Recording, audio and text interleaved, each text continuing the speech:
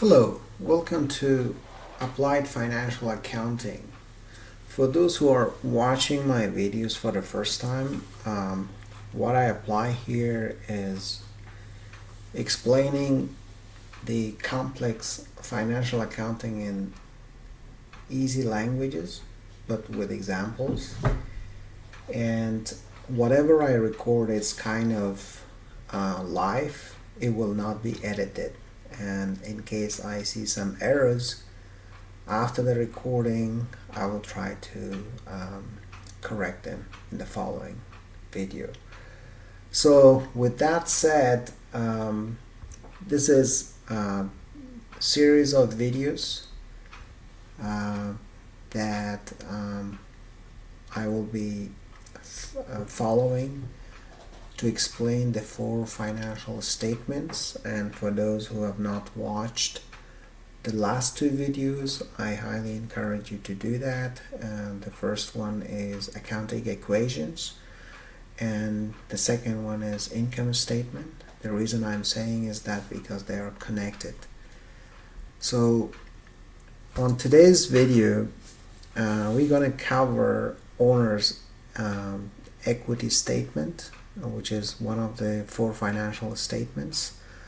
So I did not cover it in the previous video, but before I go to the next few introductory slides, so the four financial statements are supposed to follow some orders.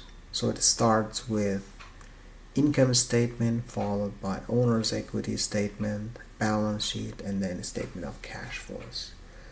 Before I move any further, I would like you all to make a pause and read this disclaimer.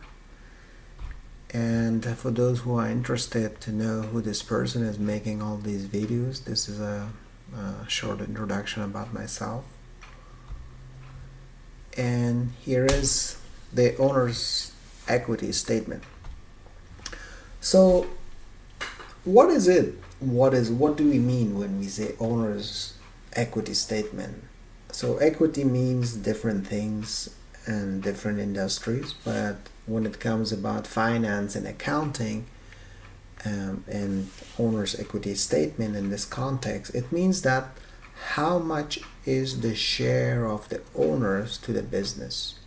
So how much, assuming that the total business, the total assets are $100,000 or $1 million, how much of that belongs to the owners of the company? And this statement also reports changes in owner's equity for a specific period of time. For example, if you recall the previous video, which was on income statement, that period was from September 1st to September 30. And in owner's equity statement, the same period should be basically presented.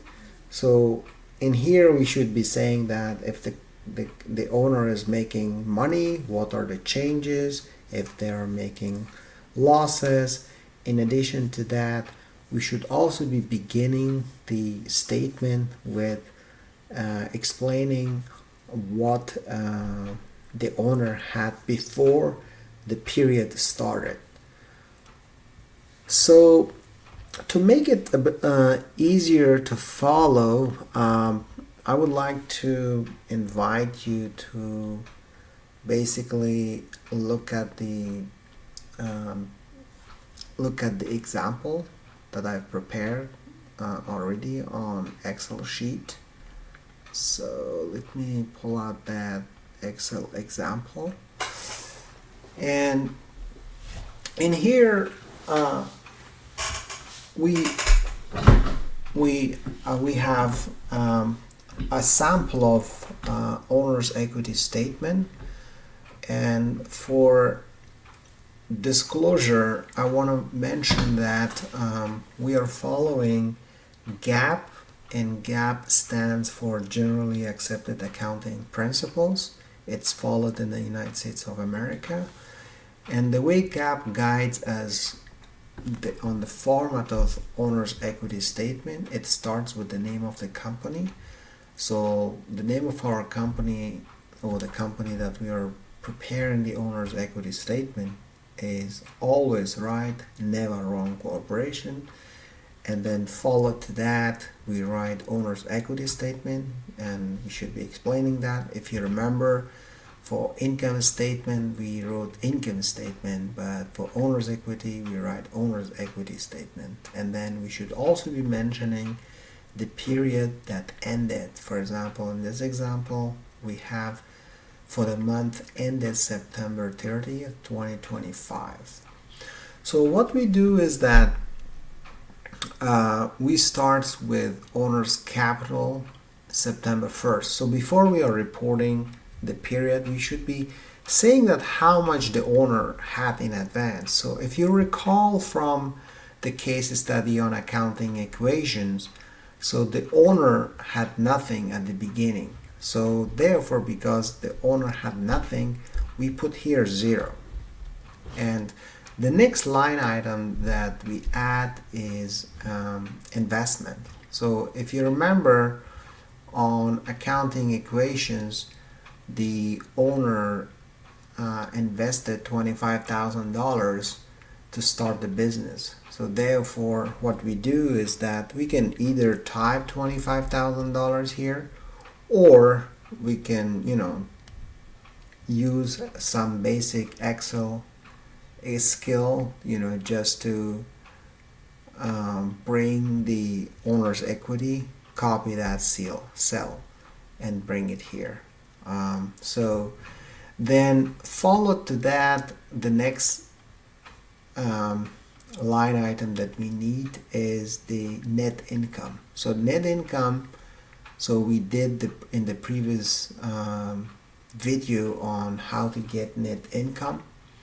And so what we do is we can either go to the previous tab and bring this net income, or we can just, as we did it in the investment part, we just bring we type equals, and then we copy this, and then it comes. So what happens is that because I already put the formula in the model, so what happens is that investment plus net incomes gives us this. So this is $62,840. So assuming that if we already had owner's equity from previous month, so we added 1, and then the sum of investment plus net income, and then plus owner's capital September 1st will be added together and written here. And then because we had no prior owner's capital, therefore it should be 0.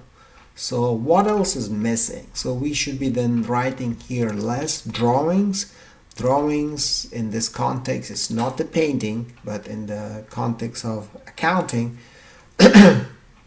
excuse me, it actually says how much the owner basically withdraw for personal use. So therefore, if we go to accounting equations, so we can see under the drawings, we can see here $2,800 the owners withdraw money. So because the formula here is that we need to put a minus here, so that minus plus minus becomes plus. So that's what it gives us now.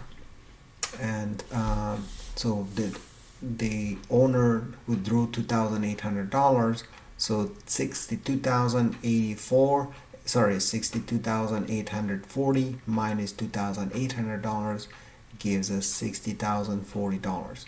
So if you remember, the total assets from the company is $62,240. Out of that, this much belongs to owners. So this is the owner's capital. So this is a really good balance sheet. So with that,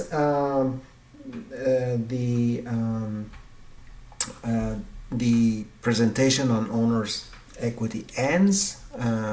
We're gonna have a follow-up video on balance sheets. Thank you for watching, and I appreciate if you have any feedback or comments. That will help me improve. If there are areas that I should be improving. And other than that, if you have any questions, please feel free to leave it, and I try to respond to it as soon as I can. Thank you.